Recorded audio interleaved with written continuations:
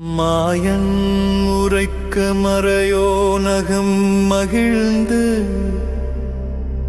வாய் சிரசு பத்தாய் வகுத்தார் காணம்மானை கூட பிறக்க குண்டில் இட்ட ரத்தமதை வாட அரக்கர் குலமாய் பிறவி செய்தார். அப்போது படைக்கும் அவ்வளவில் மாயவனா மெய்ப்பான மேனிதனில் வியர்வை தனை உருட்டி விபீஷணன் என்று மெய் உருவம் தானாக்கி கவுசலமாய் அரக்கன் தம்பி என வகுத்தார்.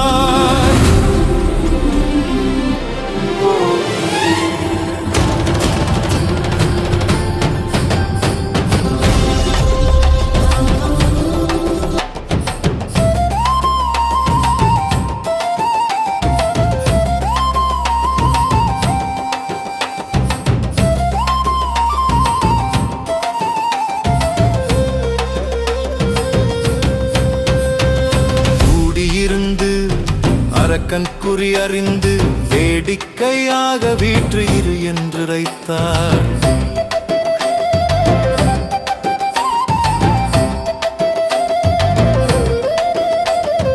பத்து தலையான பாவி அரக்கன் அவன் மற்ற நிகர் ஒவ்வா வாய்த்த பரமேசுரரை வணங்கி தவ வேண்டாம் மனதில் பிரியமுற்று இணங்கியே ஈசர்வதம் இறஞ்சி நின்றான் அம்மானை.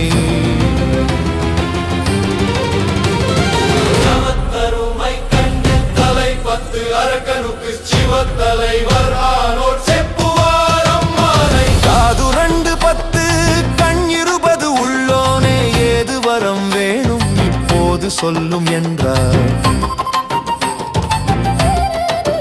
அப்போது சுரரை அரக்கன் அவன் வணங்கி இப்போது சுரரே யான் கேட்டு